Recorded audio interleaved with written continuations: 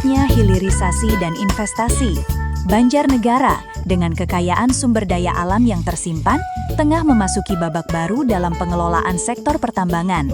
Bukan lagi sekadar menggali, tetapi mengolah dan memberi nilai tambah, mendorong terciptanya industri hilir yang mampu menggerakkan roda ekonomi, membuka lapangan kerja, dan meningkatkan daya saing daerah.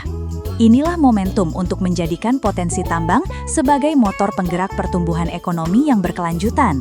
Banjarnegara hadir sebagai destinasi investasi potensial di sektor pertambangan dan industri hilirnya. Ini adalah Pervar. Jadi Pervar Banjarnegara, Pervar Lampung hampir sama. Jadi Pervar Banjarnegara maupun Lampung itu kandungan silikon dioksidnya antara 74 sampai 84% silikon dioksidnya. Ini masuk untuk segala macam juga manufaktur. Terus ini adalah truss. Nah, ini truss. Nah, ini truss biru. Ini masuk ke keramik, granit, dan pabrik kaca juga. Jadi semuanya ada peruntukannya hampir sama, cuma kandungannya yang berbeda. Nah, terus yang ini adalah dolomit. Nah, dolomit ini mengandung magnesium. Jadi ini banyak peruntukannya juga gitu. Masuk pertanian, infrastruktur, untuk bangunan, terus manufaktur dan lain-lain. Tepung ini menjadi kaca, ini bahan baku makanan juga, bahan baku untuk manufaktur juga. Nah, jadi baterai ini alkalin ya pakainya ini bahan baterai. Ini kan sudah ini bukan anu ya, apa? Inten bukan ya? Bukan, tapi ini udah masuk ke diamond. Cuma kan karatnya enggak. Nah, kalau ini adalah ini namanya kaolin. Nah, kaolin ini bahan baku untuk cat, untuk dempul, juga untuk kosmetik ini. Ini kaolin. Nah, ini kaolin dari Kalimantan. Banjarnegara ada kaolin ini. Banjarnegara. Jadi Banjarnegara sebenarnya memiliki semuanya. Perkenalkan, ini Pak Kuswaya. Pak Kuswaya itu beliaunya yang pengusaha tambang di Banjarnegara, juga beliaunya paham terkait apa saja. Pak Kus, monggo dijelaskan tambang apa saja yang ada di Banjarnegara. Sementara kan masyarakat belum tahu ya, tambang ini kegunaannya apa, biar nanti ada investor ataupun siapapun bisa datang ke Banjarnegara. Monggo Pak Kus. Ya, terima kasih Bu atas waktunya. Jadi di Banjarnegara itu memiliki berbagai macam potensi pertambangan. Ya, itu meliputi satu adalah tambang fosfat, ada truss, ada talkum, terus ada juga marmer, ada juga limestone, ada juga batu andesit. Jadi potensi yang ada di Banjarnegara itu cukup banyak dan cukup kaya sebenarnya.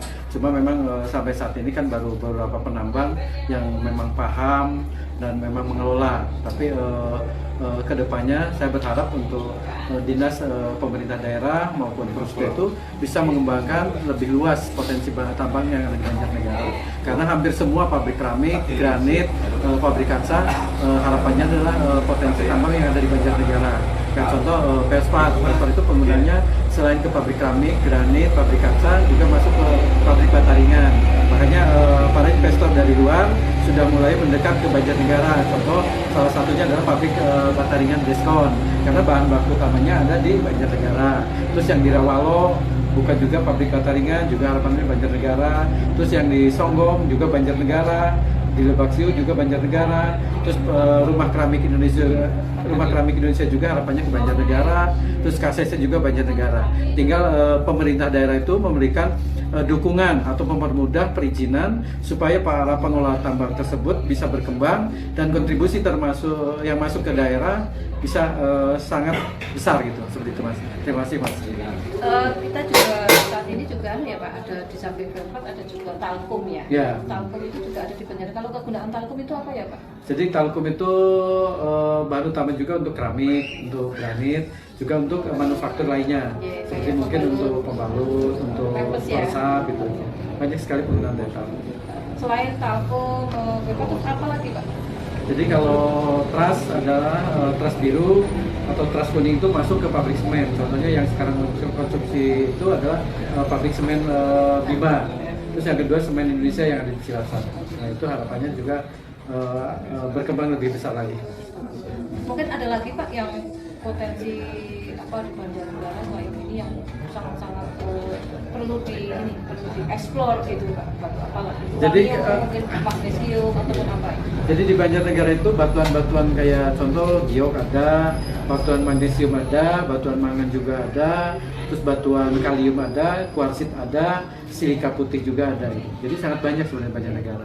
Seandainya ya Pak, kalau seandainya ada investor berminat ini Pak Kus paham ya Pak, itu lokasi-lokasinya mungkin bahwa di sekitar mana, daerah mana itu seperti itu Pak. Insya Allah Bu, karena saya sering melakukan riset di lapangan. Jadi apa yang menjadi bahan baku atau potensi pertambangan di Banjarnegara, ya intinya paham dan tahu gitu. Betul, Pak. Seandainya ya Pak, ada perusahaan itu membuat pabrik kan tidak mungkin 1 tahun ya Pak. Otomatis dengan potensi yang tambah di Banjarnegara dimungkinkan bahwa keberadaan pabrik itu dengan ketersediaan bahan baku itu terjamin itu ya Pak. Insya Allah terjamin untuk jangka waktu 20-30 masih aman. 20 tahun. Ya. Oke. Terima kasih Pak. Tapi memang masyarakat butuh ini ya, butuh informasi seperti ini karena justru usaha tambang itu tidak semua orang paham, tidak semua orang tahu. Yang paling penting bagi kami, dinas kami adalah bagaimana memanfaatkan potensi yang ada di Banjarnegara demi mensejahterakan masyarakat Banjarnegara begitu. Oke, ya intinya sih kalau menurut saya kan daripada mereka melakukan penambangan liar, lebih baik dipermudah, difasilitasi cara membuat izin. Nah, karena dengan adanya potensi yang diolah dan itu menghasilkan kontribusi yang besar. Satu, menyerap tenaga kerja masyarakat. Kedua, memperkenalkan potensi yang ada di Banjarnegara. Yang ketiga, memberikan kontribusi pada pemerintah daerah. Nah, jadi kalau ada potensi yang ada, lebih baik kayak contoh dikelola oleh pemerintah daerah, dibuatkan izin, baru kita lelang siapa yang ingin menjadi kontraktornya. Nah, dengan beberapa hal ya, contoh royalti ke Pemda sekian, itu seperti itu. Ya, kami juga ini ya Pak, karena tidak mungkin nanti juga terkait dengan ke sekeliling, misalkan pencemaran udara, pencemaran apapun istilahnya, investor pun nanti ya Pak, maksudnya bijak ya, bijak sama alam gitu ya Pak. Sedangkan masyarakat itu terkait misalkan ada polusi udara, ada polusi apapun ya, kan seperti itu ya. Kalau izinnya kita kawal, terus pembinaan juga kita kan tidak beda dengan penambang liar gitu ya Pak. Jadi memang dasar dari perizinan pertambangan itu satu kan dari Dinas Lingkungan Hidup kan pasti ada namanya uji udara, kedua ada uji air, yang ketiga uji kebisingan. Jadi itu sudah memenuhi syarat. Jadi semuanya mengikuti apa yang menjadi aturan di Dinas Lingkungan Hidup.